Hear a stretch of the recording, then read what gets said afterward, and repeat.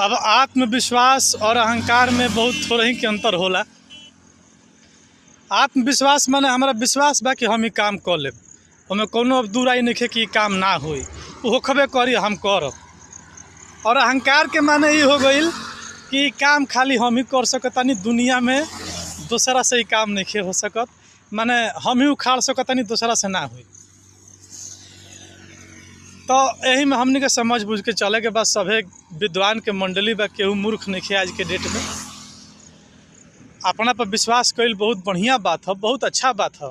ये तो मर्द के निशानी है जो अपना पर भरोसा रखेला कि हम ही किला उखाड़ देब। लेकिन खाली हम ही किलवा उखाड़ब, दूसरा से ना उखड़ी, ये ठीक बात नहीं है। करे के अहंकार कहल जाला। और अहंकार तो रावणों के ना रहल तो हमार राउर कैसे रही भैया। हमने के तो माटी के मूर्त बानी जा।